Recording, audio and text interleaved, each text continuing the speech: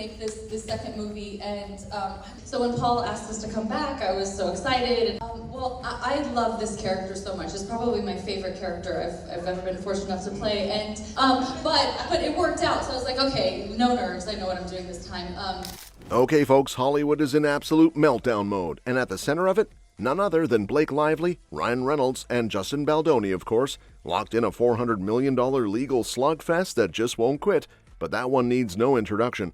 So let's move on to the latest courtroom clash, a heated Zoom hearing where Lively's lawyers practically begged the judge for extra protection, fearing Baldoni might leak everything from her security details to allegedly deeply personal medical issues.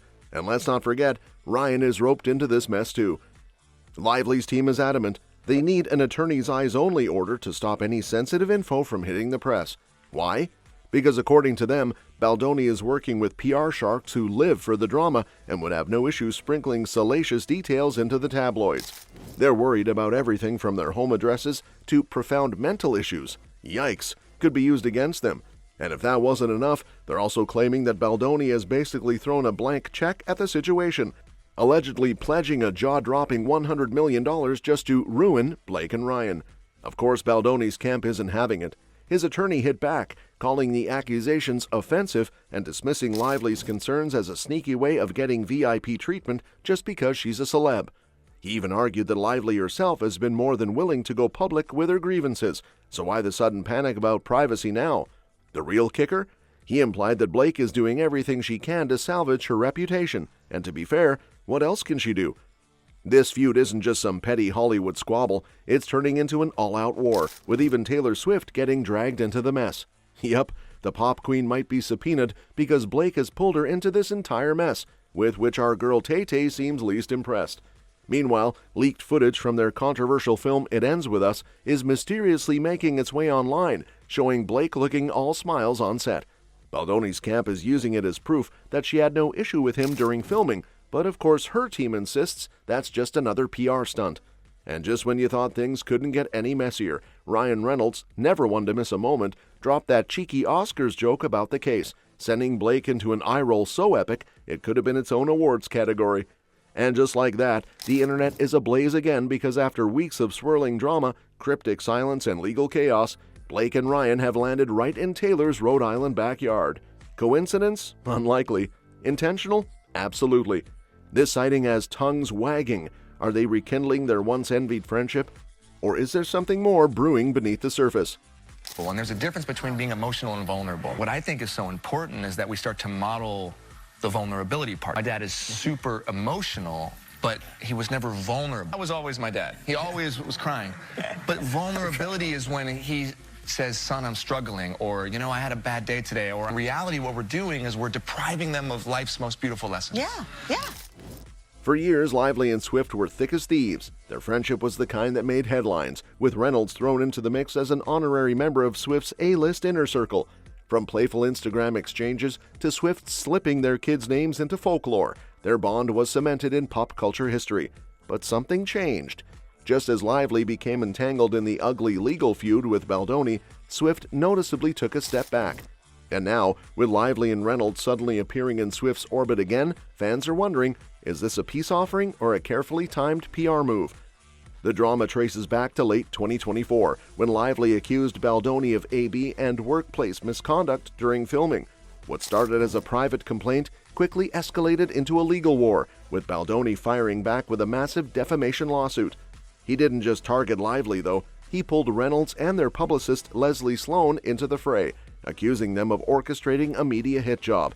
And as if the case wasn't already dripping in Hollywood messiness, the couple's private messages with Swift are now at risk of being dragged into court. According to insiders, Lively and Reynolds have been battling to keep their texts with Swift sealed. Given how fiercely Swift protects her privacy, the mere thought of those messages going public is enough to send fans into a frenzy. What could they possibly reveal? A secret A-group strategy? Unfiltered celebrity gossip? Baldoni's legal team is fighting to expose them, claiming they contain evidence of a coordinated smear campaign. Meanwhile, Swift has kept her distance. No public statements, no quiet shows of support, just radio silence. And in Hollywood, silence speaks volumes. Enter Anna Kendrick, who just pulled off the ultimate red carpet dodge, and fans are eating it up. While promoting another simple favor at South by Southwest, Kendrick was hit with the one question everyone was dying to ask. How does she feel about the drama surrounding her co-star, Blake Lively? And in true Kendrick fashion, she sidestepped it like an Oscar-winning pro. Thinks he can still salvage his relationship with President Trump, which is like Justin Baldoni saying, "I'd love to work with Blake again."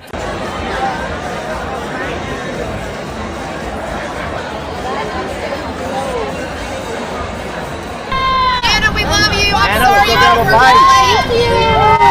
I'm sorry you had to work with Blake, Anna. With a smirk and a twinkle in her eye, Kendrick quipped, "Why, what happened? I did ayahuasca, and the last year of my life has just gone, but I've heard the movie is amazing." Cue laughter, applause, and a viral social media moment. Fans immediately crowned her the queen of saying nothing while saying everything.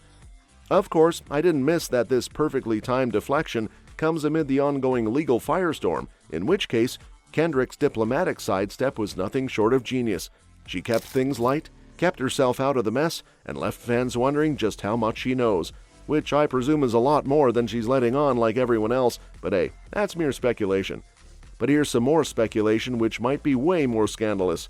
But for this one, let's rewind to the moment Blake and Ryan first locked lips, before they were even a couple. It all happened on the set of Green Lantern, where Hollywood's casting choices once again played matchmaker. At the time, Lively was still dating Gossip Girl co-star Penn Badgley, and Reynolds was married to Scarlett Johansson, but fate had other plans. During a 2011 interview, Reynolds was asked to rate Lively's on-screen kissing skills, and in classic Ryan fashion, he didn't hold back. His verdict? A solid 8.5 out of 10. Lively, caught off guard, repeated the score back as if expecting something higher. Was she unimpressed or just teasing?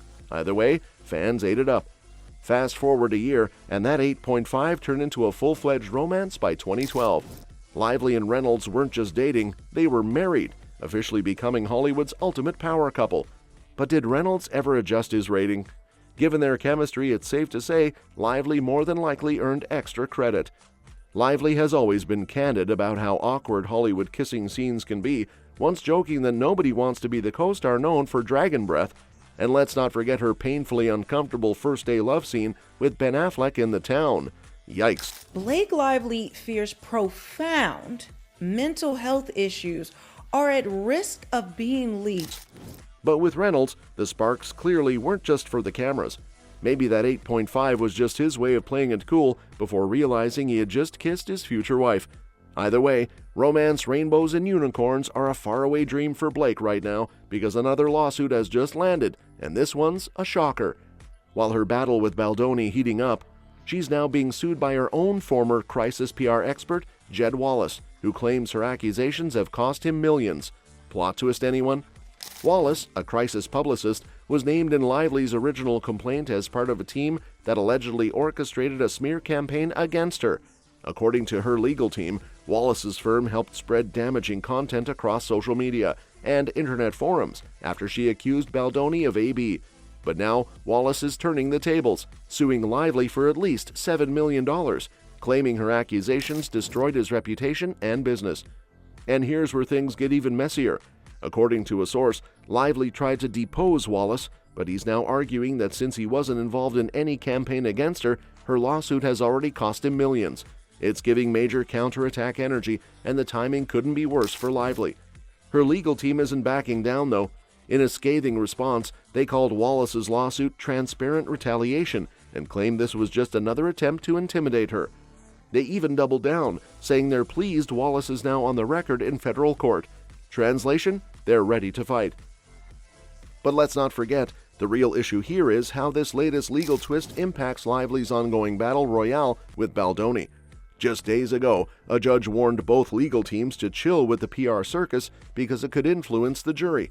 And now, with a second lawsuit dragging Lively back into the courtroom, Blake can only but hope for a silver lining. See you on the next one.